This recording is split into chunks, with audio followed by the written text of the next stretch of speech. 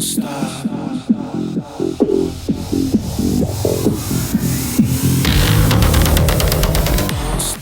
thanks for joining me. I'm Zach Randles-Friedman. I'm your host of Everything and Anything and a Bit Gay. And I am reflecting back on the episodes that I've done over the last few months. I've covered the coming out story of Jesse Cordham, who was the hockey player that came out. He came out on Facebook and was just kind of doing it for friends and family that didn't know. And it blew up. It went viral. His post on his Facebook went viral. He was on the Drew Barrymore show and he was on many other shows. I got the fortunate opportunity to actually have him on my show and talk with him. He is an amazing person. I'm so happy that I got to talk with him. I feel like I'm his friend now. And yeah, he's amazing, and I'm really happy about that. I also got to talk with AJ Ogilvy, who is a basketball player that's in Australia that was secretly married to his husband for 18 months, and he came out, and I have to say, maybe one comment out of the thousands of comments that came in for the post and my DMs and emails that I got were all so positive. Everybody was so supportive of these two people coming out. But let's talk about coming out, because, I think it's one of the most hardest decisions of a person in an LGBTQ plus in their life. One of the hardest things to do, because you don't know what's really going to happen. And, maybe this is more for the people that are my straight listeners or my straight audience that listens to this. And maybe you get it, but I don't think you can get it until you're actually in that situation. Coming out, I've told my story about coming out in its own individual episode. I've talked about it throughout interviews that I've done over the past couple of years. And it's a really difficult decision because you never know what's going to happen. You never know if you're going to have that one friend or that one family member that's not going to accept it, and they are going to just exit your life. They're not going to be a part of your life anymore. And so it's just hard, but I have to say, once you do it, you have this pressure that is lifted off of you because you can be your authentic self. You can live your truth, and that is so important to do. I was lucky enough to have my truth come out, and I was able to tell friends and family when I was in my early 20s. And so I got to live a full adult life being gay. And that's why I found a husband in my mid-20s or a boyfriend that became my husband. And 27 and a half years later, here we are. We're still together. And so I've had a very fulfilling gay life, if that's what you want to call it. And some people never come out. They live in the closet because of their environment or because they are in denial or they got married to the opposite sex, and it's not that they didn't love that person that they married, but their feelings is for their same sex. They're gay, and they just avoid it. They try to maybe they'll experiment, or maybe they'll I'm sure dwell on it. So today my guest, his name is David. He's actually a friend of mine. David went to elementary, junior high, high school with my husband, Andrew. I met David about 10 years or more ago. We lived in the same town outside of Boston. He was married to a woman. He has 3 children. I know all of them. I was over at their house. We've been out to dinner, been over to their house for barbecues. And David did a transition where he started posting stuff on his Instagram. Well, first I'll back up that David was was he athletic or skinny? I think he was just fit. He was toned, I guess, or he was on his way to being toned. He would go to the gym. He would eat healthy. He was not unhealthy looking at all.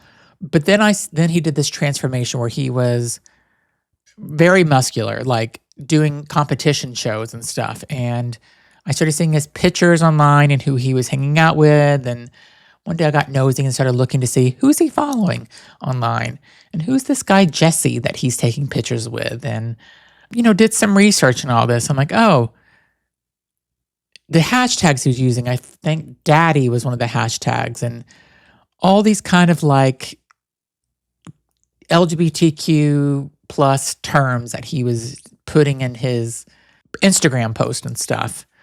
And so I started texting him, and basically he told me, or I asked him, he said, yeah, I'm out. And so we met for dinner and we talked about this during the interview.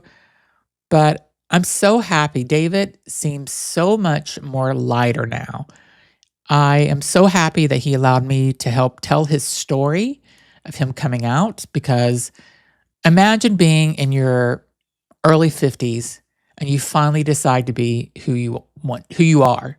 You decide that finally. You've lived 50 plus years where you have not been your authentic self. You've been living kind of a lie in a way.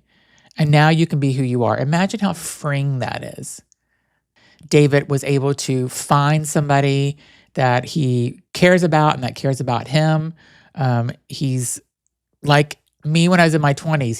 He wants to experience all these, the whole gay world, the whole LGBTQ plus world. We're going out next weekend to a couple of bars, and it's gonna be quite an adventure.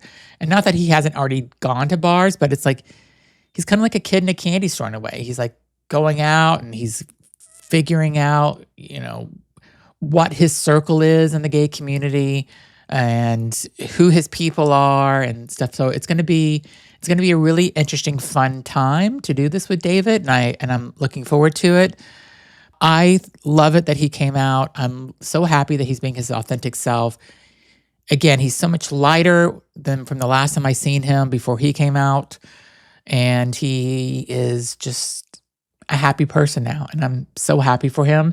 So enjoying my interview with David Weisman. I'm so happy that you get to hear his very incredibly valuable story. Thanks for listening. Hi, thanks so much for joining me on the Everything and Anything and a Bit Gay podcast. I'm your host, Zach Randles-Friedman, and today I have a guest that has been friends of my husband for a very long time. Since the third grade is how long they've been friends for.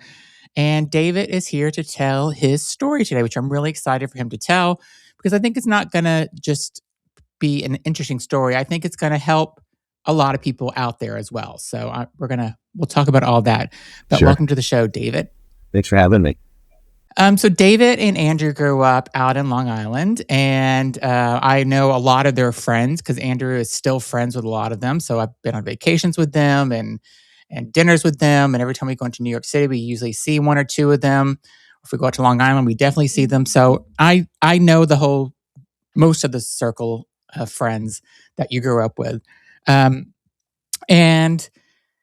when you were growing up, being gay or even thinking about being gay was not anything that was really accepted. I mean, I think today I hear kids, that are in elementary and junior high are like changing their pronouns, or it's being more accepted in certain parts of the country, not everywhere, obviously. But, when I was growing up in Florida, there's no way I could have ever said I was gay growing up. I would have been bullied and terrorized, and it would have been the worst thing. I don't know. What was it like growing up in Long Island, though? Would it have been the same thing if you would have said, hey, I think I'm gay back then? I would say yes and no. I think from my peers, for sure. Growing up in the 70s and 80s, it wasn't accepted. Seeing my kids now and their generations, I don't want to say tolerance, but their generation's acceptance. Gender fluidity, or really anything related to gender and sexuality. They don't care. Yeah. In the 70s and 80s, it was tough. It was the era of AIDS, and people were freaked out. And if you came out, there'd be like a scarlet letter around your neck or on your shirt. And you also didn't want to be different from anybody. Right. Conformity. I think people like to conform irrespective of if it was 70s, 80s, or today, just because that's where it's comfortable. It's easy to not stick out. It's easy to just be a part of the herd versus the animal on the sideline. And, for me, I think is no different than anybody who was questioning themselves back in the mid to late 80s. And, it was more, no, that's not me. It can't possibly be me. Right. I didn't want to be different from everybody else. I wanted to be just like everybody else. I wanted to have the girlfriend. I wanted to have, be good in sports, which I was not great at. Were you attracted to girls growing up? Yeah, I was. And, I had a girlfriend. I had a girlfriend in college, pretty much all throughout the 4 years I was in college. And then I got married to a woman. We can get into that part of the story a bit later.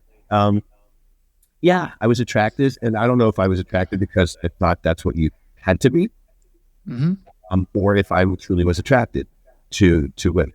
I was certainly a late bloomer, and that also, I think, affected a lot of how I felt about myself, because I felt different. I felt behind everybody, and I kept quiet about a lot of that.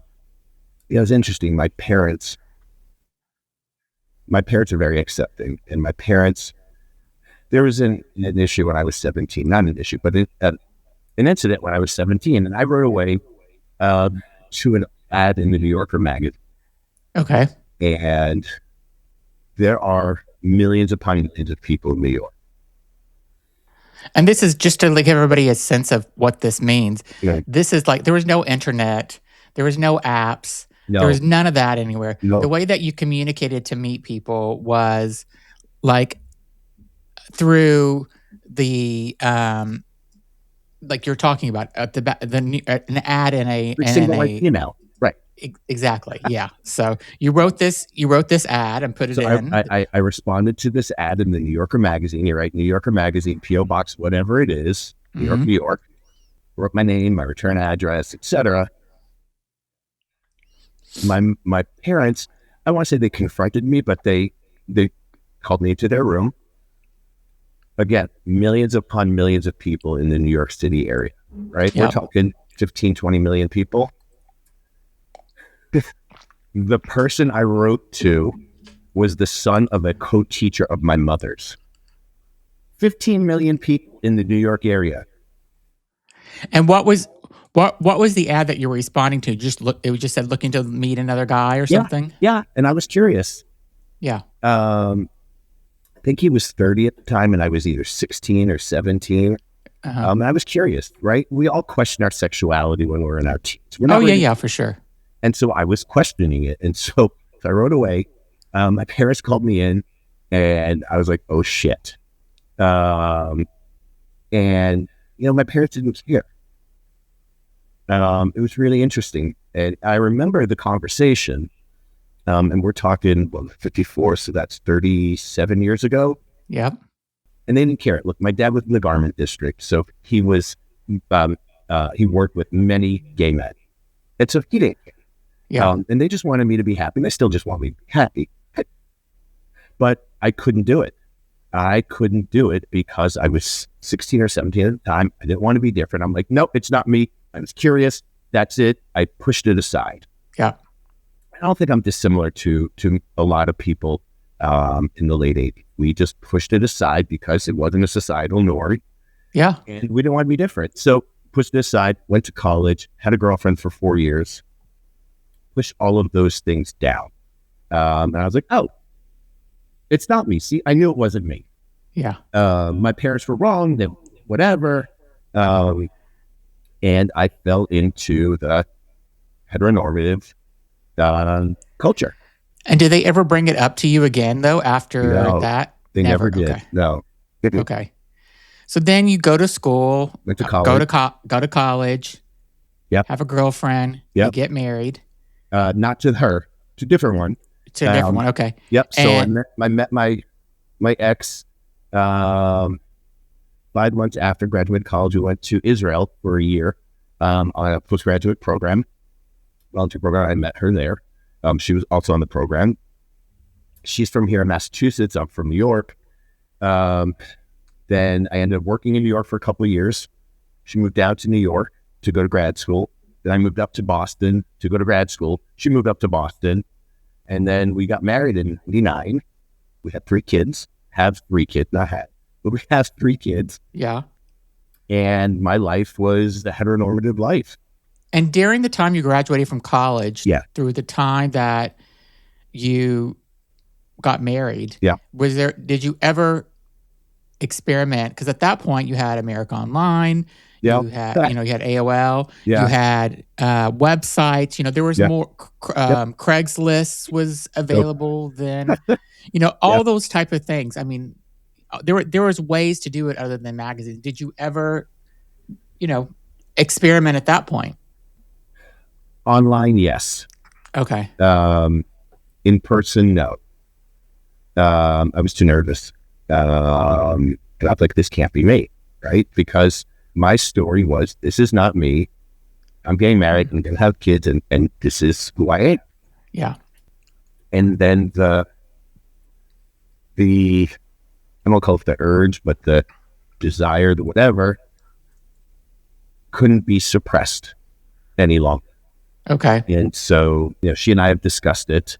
So she's aware that there were times in the marriage, later in the marriage, where I experimented. Yeah. And ultimately it ended the marriage because there just couldn't be any reconciliation of this aspect of my life and being married to a woman. And did you feel like you were bi at that point, or you weren't sure what you were? Yeah. I was hoping that I was bisexual, but I wasn't sure. Okay. And it was really hard. And did she catch you, or did you just go out and she caught you? All right. So fast forward to summer 2023. Okay. She and I would take walks. I worked from home, so she and I would take walks quite often. And there were times during these walks where she was being very passive aggressive, very unlike her. Mm-hmm. And I'm like, something's up. I couldn't put my finger on it, but I was like, something is up. And I had said to myself, if she finds out, because I think it was just inevitable that something was going to happen, that I would fully admit it. Yeah, sure, this is me. It didn't quite work out that way. So summer of 2023, passive aggressive. We were going to the Cape for Labor Day weekend. 2 of my 3 kids were in the back seat of the car. They had their headphones in. I made sure they couldn't hear. And I turned to her and I'm like, what's going on? And she's like, we're going to have the conversation right here. I'm like, we are.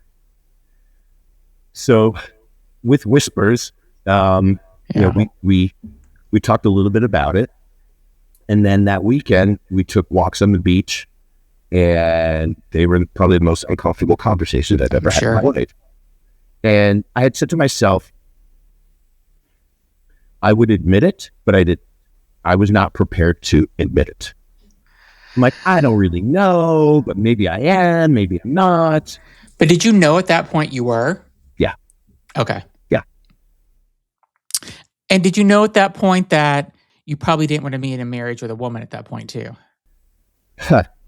So for a bunch of years, I had said to myself, I'm resigned to this life. Mm-hmm. I'm resigned to, this is what it's going to be. I'm meant to live this way because this is the life that I chose and the decisions that I made. I had a responsibility. I had 3 kids.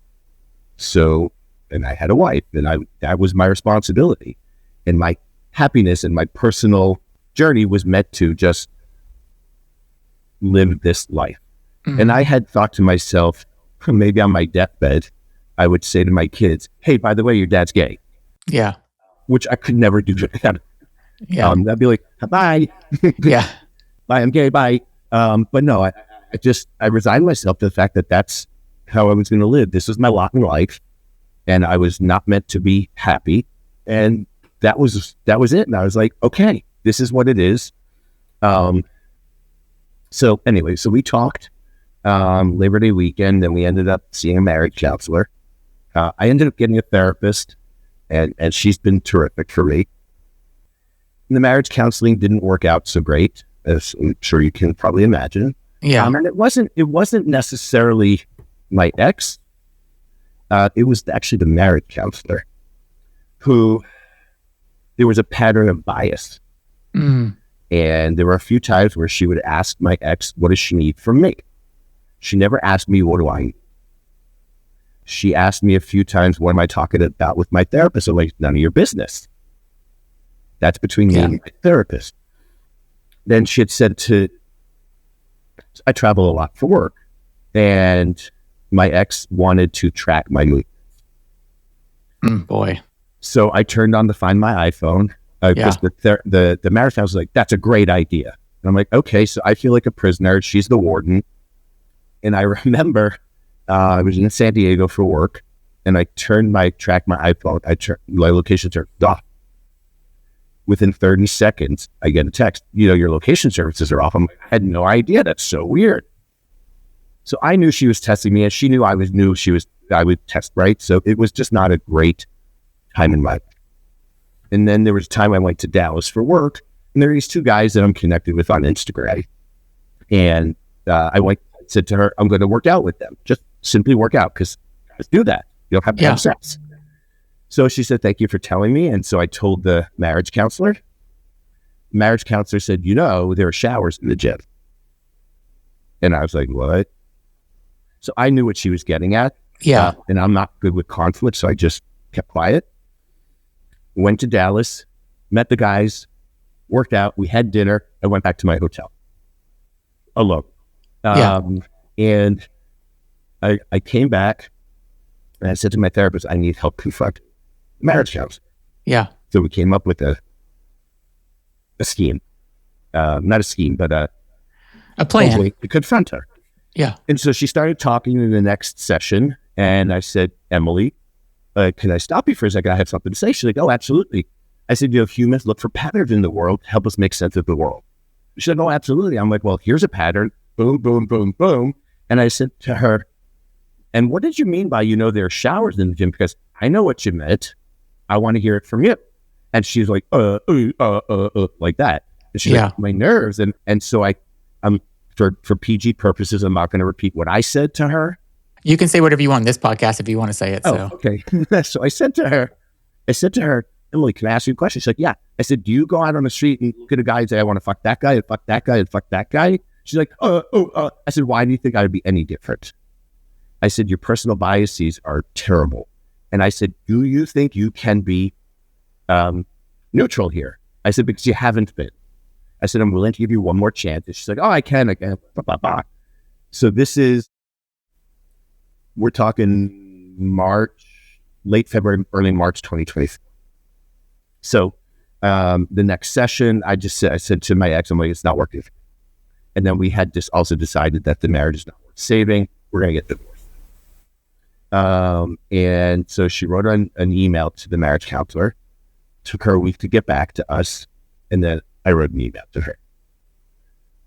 That my ex, I showed it to my ex. She's like, well, I would soften it a little because I was angry. And so the gist of it was, I hope when you encounter couples like us in the future, that your personal biases don't come into play. Yeah. Took her a few days to get back to us, and she's like, blah, blah, blah, blah, blah. I have a gay uncle. I'm an ally of the gays. And I'm like, that was probably possibly the worst thing you can say. Like, I'm not racist. Yeah. So then my wife and I decided to get divorced. And then June of 2024, the day of the Pride Parade in Boston, I said to her, I'm going to go to the Pride Parade. And she's like, oh, okay. And then... and you guys were living together, but really separate. No, we were living together. But were you like... Same bed. Same bed, okay. Yeah. Okay. Nothing changed from that perspective. And then before I went to the parade, she's like, what if you see people we know? And I said to her, it's a parade. I said, there are many straight people who go to the Pride Parade. Yeah. So later that day, I came home. I went to the parade, came home. It was awkward because I was there by myself. I didn't know anybody. I just walked around. I was like, I guess this is what it is. But were you interested? Were you like curious about that? Because I mean, Yeah. were you ever in a gay bar before, or were you ever in a gay like? Sure. It was So we had gone. She and I had gone back. So I went to school in Vermont. After I graduated, we went up to Burlington to visit a friend of mine, and we went. There was one gay bar in Burlington, and we went, and we joked, and we're like, it's just like any other bar. yeah. And like 30 years later, we still talked about it. Like, it's just like any other bar. And that was my only foray, I guess, into being in the gay bar until it's called 2 years ago. Mm-hmm. So day of the Pride Parade, I came home. She wasn't home. Then she came home. She said, let's go for a walk. I'm like, okay, because that's what we would normally do that. She's like, I told my parents about it. I was like, so you just outed me to your parents without talking to me first. Mm. And look, I understand it's part of her story, and she needed the support of her parents. I get it. Yeah. Mm.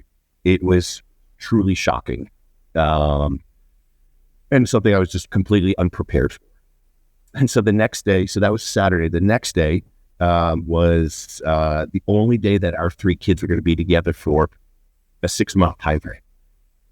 So I had said to her that morning, I said, we need to tell the kids. You were going to tell the kids about Me, you being the gay divorce and me being gay. and the Yeah. divorce. Okay. Oh, okay. yeah. So my kids were 17, 19, and 21 at the time. So this is 2 years ago. Mm-hmm. We sat them down in the family room. 3 of the boys were on the couch. I can picture it. I know where they were all sitting. I know where I was sitting. I know where she was sitting. Yep. I told them about me, and I started to cry.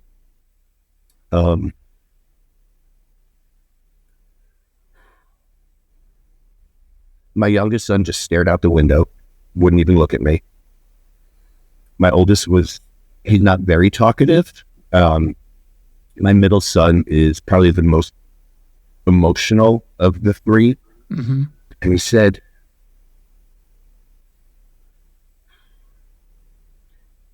it must have been really hard for me. Oh. Yeah.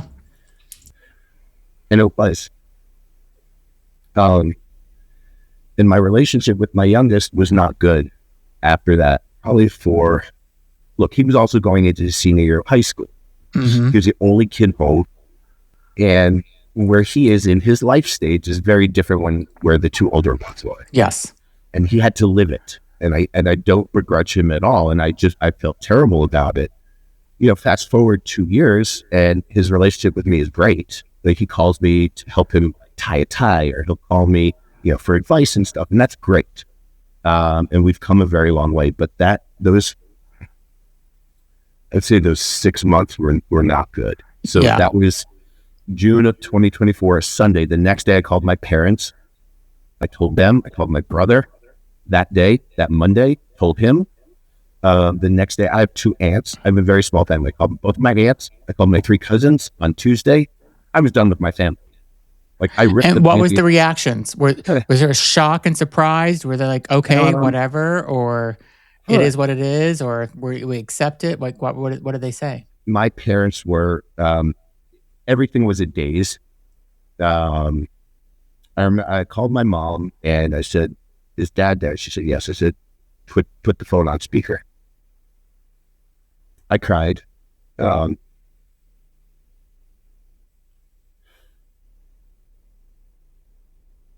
My parents have been absolutely amazing. Yeah. You're lucky. All of the fears that I had of coming out, of being accepted, mostly by my family, that was the most important. And even her family have been incredibly accepted. There was a time where, after she had told her parents that they just didn't reach out to me, and I felt terrible. I said they hate me. Well, and so I actually went over to their house. Her mom had reached out to me. I went over to their house, walked into the house, and I lost it. We had like a few hour conversation. My family was extremely accepting, except for one of my aunts who said something just stupid. What did she say? So, um, so her husband was my dad's brother. So Mm-hmm. she's my aunt-in-law. Yeah. She and my uncle had passed away 3 or 4 years prior. And she's like, you're lucky your uncle was alive. And I'm like, what? Fuck. Like, he would be accepting. So what the fuck? Yeah. And so I told her daughter, she's like, what did my mother say? And like, that was the only, I wouldn't call it negative, but it was just a weird response. Yeah. Anytime you come out, there's always somebody that has a weird response because, Yeah. they're, number one, she probably wasn't expecting it. Number No, two, nobody was. yeah. And number two, you got to think about their generation where this isn't the norm, Yeah. even though they, live in a world that's not like Arkansas or Alabama and they're South, where, you would basically have a burning cross in your front yard if you came out as gay. But, it's a different thing for them. So, I have, out of all the friends I told, Mhm. I only had one friend that Yeah. really, you know, she paused, Mhm. she got past it. Yeah. But my father, when I told him, he didn't talk to me for 6 months. We lived in the same house. So, and then after that, something snapped with him, and then we just became closer than ever. So, you're lucky. Your parents, I was very lucky. you're so lucky, and you're Yeah. lucky. Her parents are accepting, and Yeah. I'm glad you've kind of gone that. I also want to back up and just talk about Yeah. the transformation that you did. Oh, Because okay. Sure. whenever I first met you, you were fit, but you Yeah. weren't what you are today. Yeah. So, you've gone in competitions and stuff. So what year did that take place? And Sure. did that have anything to do also? And did that help you kind of meet people also? So interesting story. Let me just fast forward to a year ago. So my ex's cousin, she reached out to me, and we were talking, and her father is my mother-in-law's brother. So, Okay. but her mother said to my ex-mother-in-law, I think bodybuilding made David gay. And I was like, no, I don't know. No, but no. And so it's interesting. So, you go back to what you had said about my aunt, right? And people of that generation are like, oh, they're into their body. So they, it's gotta be that they Yeah. get. So, all right. So back in 2014, I had finished my third or fourth Boston Marathon. And I don't know, I got into a little bit of, I wouldn't call it a clinical depression, but I had nothing to look forward to. Yeah. So we were walking around the neighborhood, and we had found one of our friends around the corner who was using this food system to lose weight, blah, blah, blah. So we decided to do it. And that started my journey. So when I was 43. So in 2015, I ended up starting CrossFit. I did CrossFit for 5 years. And in the pandemic, CrossFit was terrible because they just couldn't program stuff because you couldn't be next to each other. Yeah. And spending $200 and something a month, and you weren't getting what you wanted out of it, just wasn't working for me. Mm-hmm. So I said to my ex, I said, I'm going to leave CrossFit. And also she had lost her job. And so I was looking to save money. I'm like, I don't need to spend $200 a month on something I'm just also not getting anything out of. So she's like, you should talk to my coach. So I talked to her coach. And I remember sitting in my car right outside of CrossFit, and he didn't know me at all. And he's like, oh, you should do men's physique competitions. He had never seen a picture of me before. And I was like, no, I don't think so. But so that was August of 2020. In that same competition, I said, you know what? Let's do it. And I had always thought about it. I didn't have the confidence to do bodybuilding or even change my body. But this one connection with my coach, Calvin, he's still my coach, changed my life. That one conversation changed my life from a physical perspective, but also from an emotional and mental perspective. Yeah. The discipline of eating and following a plan, the discipline of following a workout program really transformed my life. It also gave me confidence. I had been fighting myself for years. And there were huge burdens on my shoulders from not being able to be me. Yeah. And this was my first dipping my toe in the water of maybe being me and expressing myself. So I competed in 2021, 2022, and 2023.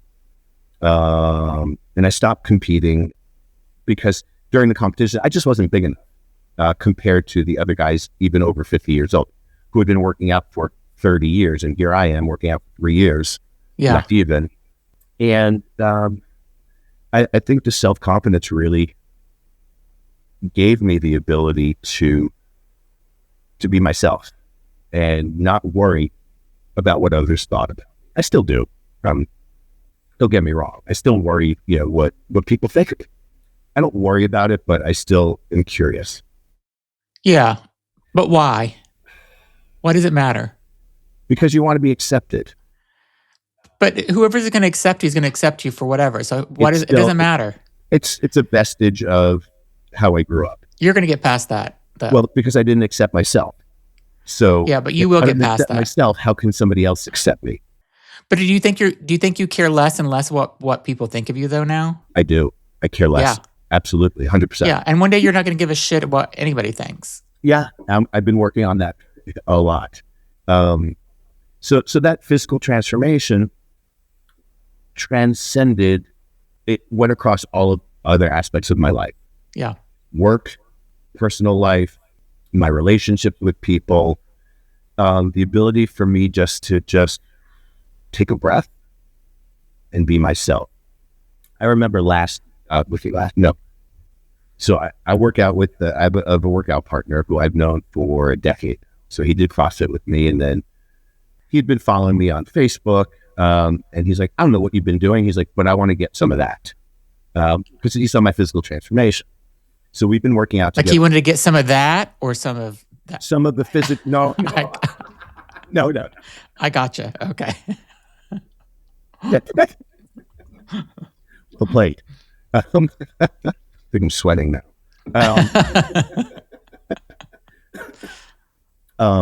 And so we started working out together back in, I think, October of 23. Okay. He was the first non-family member I came out to. And it was at the gym, and we go to the gym at 4:30 in the morning. And is he gay? No. Okay. Nope. And I said to him, I have something to tell you. And I was so nervous. And I told him, and his response was, thank you so much for trusting me.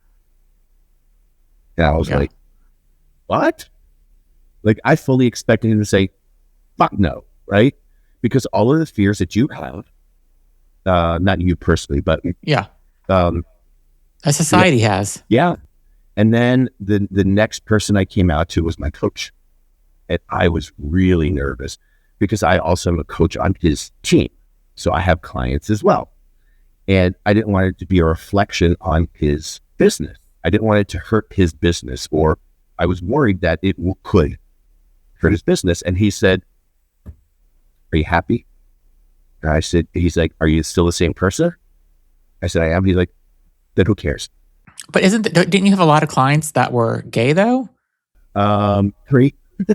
Yeah, I mean, so like it's not like it's like you're working out in this totally it's a hyper masculine world, I guess, but it's not like all these straight guys are coming in, and be like, oh yeah, no, fuck this. I'm not having a gay guy coach me, I think if anybody sees or follows me on Instagram, it's pretty obvious that I'm gay. Yeah. And what's been interesting over the past 6 months, I've been more comfortable with posting, and I post more like inspirational things that just strike me, because of the things that I went through and the thoughts that I had to have. And it's been interesting that it's affected people. And they've reached out to me saying, thank you so much for saying what you said. It's exactly what I've been thinking, but you've been able to say it.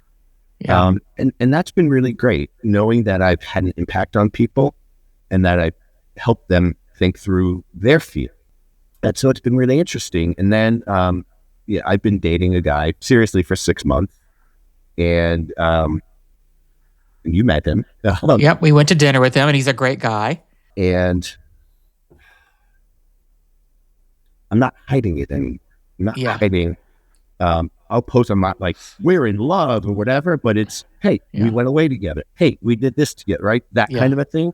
And what's been interesting is people that I grew up with have reached out to me to say, so glad to see you're happy. Yeah. So glad that you're happy. This is, you only have one life to live. And all of the fears that I had had. And look, I think my coming out experience probably is not the norm. It's been all positive. And I haven't run into anybody that has decided to not speak with me, except for the people who we had as couples friends. And I knew that was going to happen. Yeah. I went into But that could be because of the divorce more than the not because I'm gay. No. Yeah. Divorce is hard and people don't know which side to choose. I'm like, exactly. That's fine. Totally fine with me. Let me ask you, whenever you met me, or when we'd come to your house for food or dinners, and we'd go out to dinner and stuff. Did you ever think, maybe I could tell Zach or talk to me about it? Because I wasn't part of that group. Yep. Like, I can understand where you wouldn't tell Andrew because you grew up with him. Yeah. But did you ever think, maybe I could say something to me about it? Did you ever think about that or no? We had eaten at Bocado. Yes. Tapas restaurant in Wells. Yes. And I almost said something, not that night but I almost said, I think I can tell him or talk to him. And I shied away from it. And I was like, no, I can't do it. Yeah. But I remember that night. I remember exactly the table we were sitting at. Yeah. And I was like, you know what? I think I have found somebody that I can talk to about it, but I fell back into my... not knowing what was happening and being insecure about it and stuff. So fast forward 10 years of knowing you, fast forward through this divorce, and my middle son has already met Jesse. And it was funny. He called me on Thursday. My middle son called me on Thursday of this past week, and I had posted something on Instagram, and it had the Coach Daddy shirt. Yeah. And somebody, I don't look at the comments that people make, but he does. And I totally forgot that he follows me on Instagram. And so he's like, can I comment on somebody's comment? I'm like, knock yourself out. Do whatever you want. Yeah. And then he said to me, he asked me, he's like, are you and Jesse dating? And I said, we are. And I said, are you okay with that? He said, absolutely. And he had met Jesse twice already. But I don't think he put necessarily two and two together. Mm-hmm. And tonight, my oldest is here from New York for a week. And so I'm going out for dinner with him, and Jesse is coming. And is this the first time he's meeting him? Yeah. Okay. Yeah. So I said to my oldest, I said, Jesse and I are dating. He's like, we know. It's obvious on Instagram, just so you do know. So, because the way that I thought you were gay for a while, and then not whenever we were at your house and stuff. I never thought of my posts. Your post, and I go to Andrew. I'm like, look, David's gay. Like, I'm going to ask him. He's like, no, don't ask him. And I'm like, I think he is, and maybe he would, maybe he doesn't have gay friends or whatever. He's like, don't ask him, and he just wanted me to not.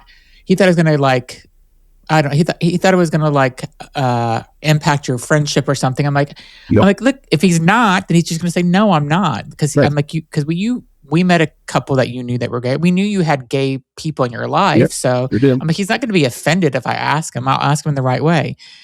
And then, then I don't know why I text you saying, "Oh, just so you know, we're back in Medford Mhm. and we're not in Natick anymore." And you said something about, "Oh, I'm out," and I'm Yeah. like, "Oh, you came out?" And I think you were saying that you were out of Natick, but Yeah. I'm like, "Oh," and I go, "Oh, so you came out?" Yes, You're sir. like, "Oh, that too." And so I and then I told Andrew, I said, "See, we could have talked to him about this a long time ago." Yeah. And then after we had dinner with you and Jesse, Yeah. and you kind of told us some of your story and stuff. I'm like, see, we could have been there, for him and stuff. So, No, I appreciate that. um, I remember the text message was with you. It's like, what, 6 months ago or something like yeah, that. And I was like, I'm going to tell him. And yeah, I said it in, I didn't say it in like a very overt way, but it was more like, oh, by the way. yeah, Uh, and you're like, oh, yeah. I mean, it's like I think everybody should live their authentic life and be it, happy. So, yeah, and you took a long time to get there. certainly did. And if I think everything happens for a reason because you have No, three amazing children yeah, from, what you did. So that could have been your reason. yeah, And now you're like living your authentic, happy life. And now you're here on a podcast talking about it yeah, where, a lot of people, and I'm sure people that you went to high school and junior high and elementary school will all be listening to this whenever I post it and yeah. stuff. And, I don't think you're going to have one person that's not going to accept it. So, But they can also just, if they watch this, they can also reach out to me yeah, if good. they'd like.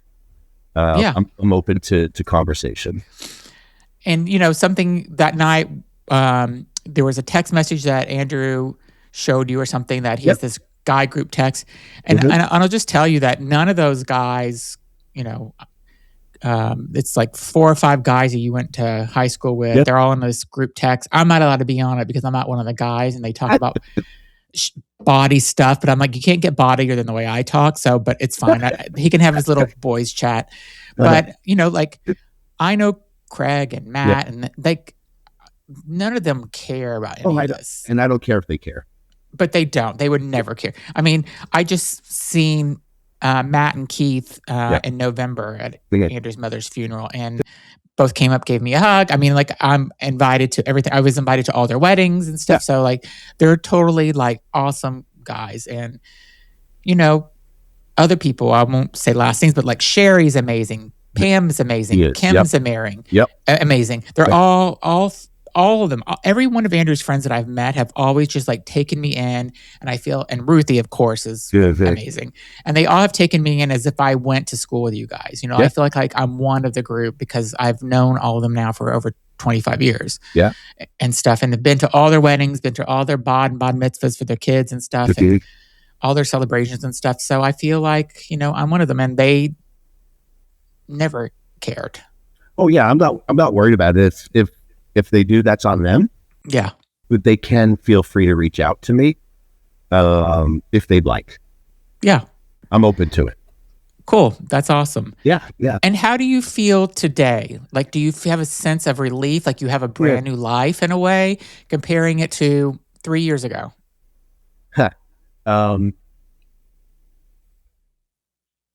The weight on my shoulders, the burden that I was carrying is gone. Yeah. The ability for me to, and I hate to use, be your authentic self. That's what you got to be. But it has been, it's been a work in progress. I remember saying to my therapist, she was the first person I openly used the words "I'm gay" to. Okay. And I was like, whoa, right? It was something about, oh, kind of thing. And she's like, how does that make you feel? I don't know. But, she and I talk about like months and months and months later, I'm like, oh, I came out. I'm like, that's it. We're done. Right? I don't need to work. I'm like, we're done. I'm out. And she's like, that's just the start. And it's trying to live into, what does this mean to me? My life is so different. I have my kids, which is great. And my ex and I have a relationship, which is good. There was a point, I think it was, so I moved out of the town that I lived in for 21 years. I moved into Boston to get out of suburbia because it's hard being a single gay man in suburbia. Nobody wants to Yes. go there. It's hard to be a couple in suburbia as gay in that Boston town. is a tough town. It is. But I've made friends through Jesse. I've made friends through another guy that I had dated for a little while. And I think it was 2 months ago, I was at Star Market. And I had a like a holy shit, my life is so different. Mm-hmm. And like I had to take a second, and it's not being dramatic here. It was just like it caught me off guard. That the emotional like tidal wave that I felt at that moment. So I called my closest friend. He's like, this is going to happen from time to time. He's like, you're going to feel this set of overwhelming change. Mm-hmm. And for the most part, it's been good. But there have been points in my journey here where I'm like, oh, fuck. 2 years ago, I was living like this. I was living here. I was feeling like this. It was, I guess where I am now is where I'm supposed to be. Yeah. It's not without its challenges. I went out last night to a club. I went with a friend who I met at his house party 2 months ago. So I don't really know very well. But Jesse wasn't going out last night. So I'm like, I'm just going to go. Right. I just want to get out. So right now it's just trying to find where I fit in the gay world. Yeah. There are preconceptions of the way I look. You're supposed to be this kind of person. Mm-hmm. And I don't think I fit into, I'm trying to figure out, well, how do I fit into this community? Yeah. I fit into the heteronormative community very well because I knew how to do that. Yeah. And so part of me being my authentic self is trying to figure out, well, okay, how do I, where do I fit in? And yeah, there are times where I'm uncomfortable. Last night I wasn't uncomfortable. It was new for me. And I'm okay with doing these and having these experiences where it's my first time doing something or going somewhere and sitting in the discomfort. And then just trying to feel, how does this make me feel? And did anybody talk to you last night? Yeah, Did you get? Yeah. So the guy that I went with, we met two of his friends who I know. We went to some guy's house and there were like 20 people there I'd never seen before in my life. And I was I'm very shy in the beginning when I don't know anybody. Yeah. I tend to be very quiet. And gay guys can be intimidating sometimes too. And I was clearly the oldest by a good amount. And I tend to observe before I speak, just to figure. And I hate small talk. Yeah. But I had to do it. So, I mean, the experience overall was positive. Going to the dance party, club, whatever you want to call it, was positive.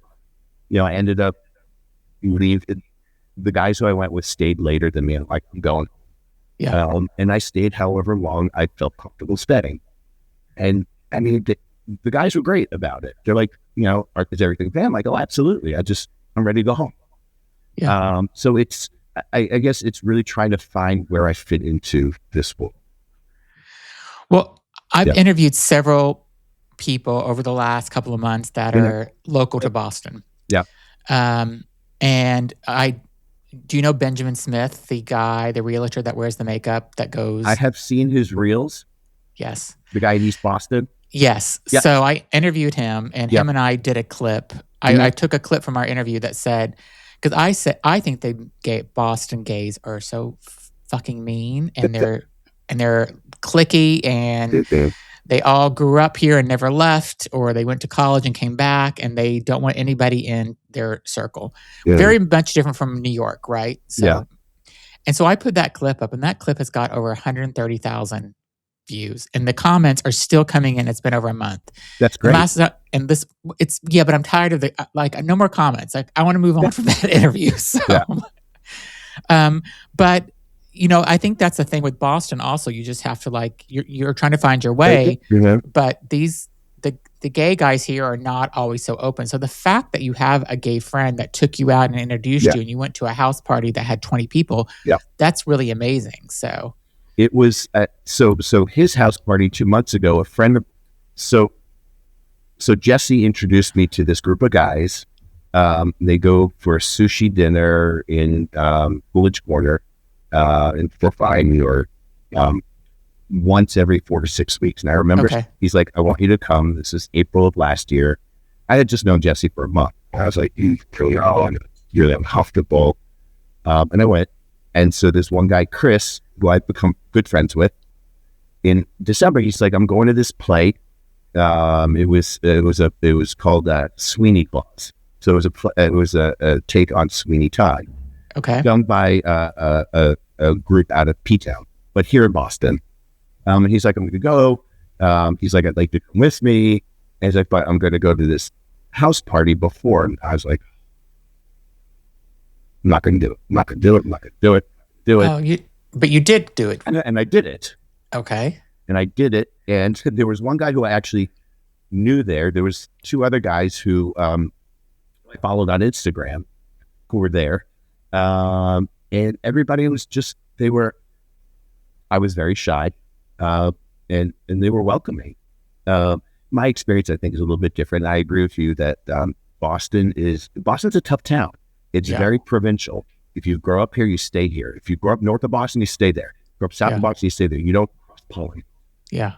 And you have your friends. Like it took me, I lived in Natick for 21 years. It took me probably 8 years to get in with a group of guys because they're townies. Yeah, they are. And they're like, "I don't need another friend because I have my friends who I grew up with." So you're right. You're spot on about that. I've been putting myself out there. So, I said, I need to make the most of coming out and I need to find my community and my people. And, Jesse opened the door for me and then I walked through it. And, then it's the voice in my head saying, "Don't do it," like the flight kind of thing versus the let me experience. What's the worst that can happen is I'm not having fun. I just go home. Yes, exactly. The best that can happen is I make friends.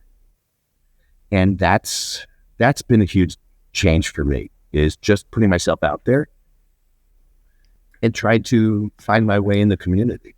So, I mean, you should go out anytime, like one of your friends ask you to go and do something, with or without Jesse, do it because you never know who you're going to meet. Yeah, I did last night. Yeah, and that's amazing. Like, keep doing that because that's how you're going to build your kind of core friendship. So, and I'm still waiting for you to come out too. I will come out with you for sure. Yeah, I know Andrew won't. Yeah, no, he will. He will. Okay. Yeah, he will. He just he has to just make sure he takes a big boy nap before we go out. Like so, I need to take a nap too. Yeah, but he will definitely come out. And if he doesn't come, we actually may have more fun. So, that's fine too.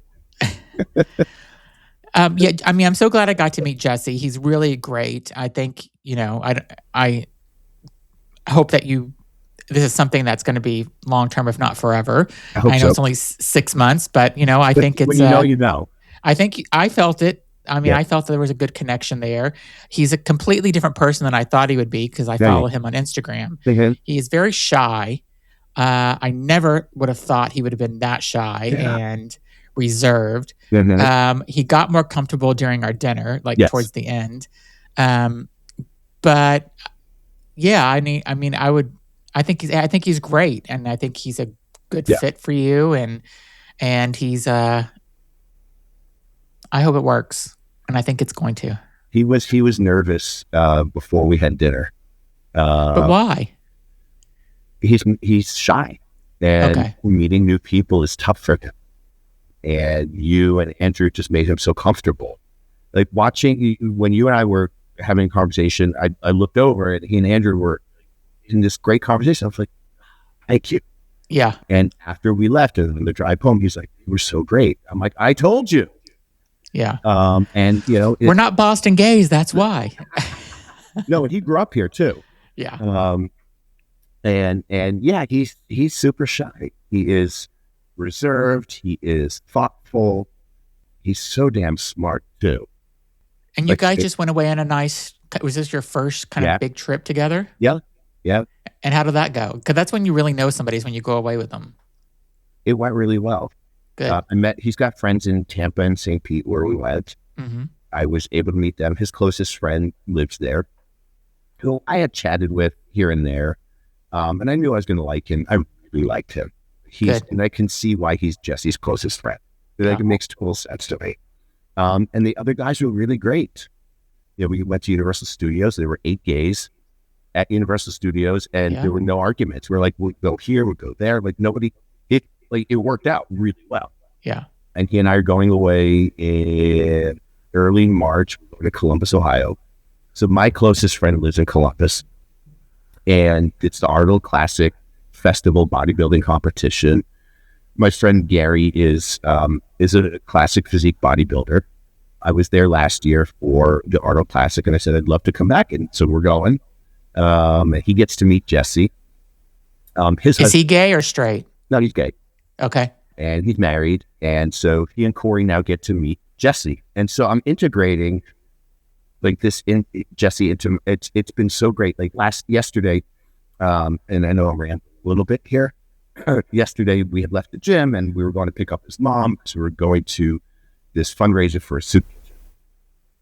And I called my mom on the way, so I wanted to say hi to her. She's on speakerphone, and Jesse's on the phone and talking to my mom. I'm like, this is great. Yeah.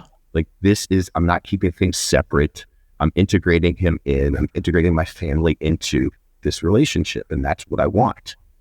And it feels right. It feels good. And same thing with integrating him with my kids, because they're the most important things to me. Yeah. And the fact that 2 of them like totally fine with you dating him, and they're like, this is great. Like, this is where I wanted to be in my life. Yeah. So, yeah. Well, I'm just going to say that I am so proud of you for doing this. I'm also super proud of you for coming on this podcast and talking about it, because if you think about how many people, will hear this and could be having the same feelings or went through the same thing, or somebody that is, younger and like, God, because people all over the world listen to this. So it could be somebody that's, in a country where being gay is not accepted or it's against the law in some ways. Yep. So just the fact that you're sharing your story, and I'm sure your story is more common than people know, but the problem is that they never are able to be their authentic self and come out. Yeah. They live their entire life being married, having kids, because that's what society says is the norm, and they feel they don't do it. So I think you should just make sure that you reflect on that sometimes, about how lucky you are that you found who you are, no matter what age it was, and it's amazing. And I'm so proud of you that you did this. And it's amazing how happy you are, how you're just such a different person. The energy, when I met you for dinner, your whole vibe and energy is different. And it's really great. And so just thank you so much for coming on and sharing your story. Thanks for asking me. Yeah, it's amazing. Like I love telling these stories where people, went through something, and then they're survivors and they're an inspiration to people, because that's what you are. You're an inspiration to a lot of people. So, thank you for being on. Pleasure. Thank you. I will put David's Instagram in the description of this podcast or video. So follow him, send him a DM, say hi. Don't put a comment, because he doesn't read his comments, we've heard. So, but his son will. I read DMs. Yes. Okay. He reads DMs, and you can see him and Jesse. And thanks so much for being on. And if you haven't subscribed to my podcast, please do. And also, if this episode resonates with somebody then share it with them. Thanks for being on, David. Thanks, Zach.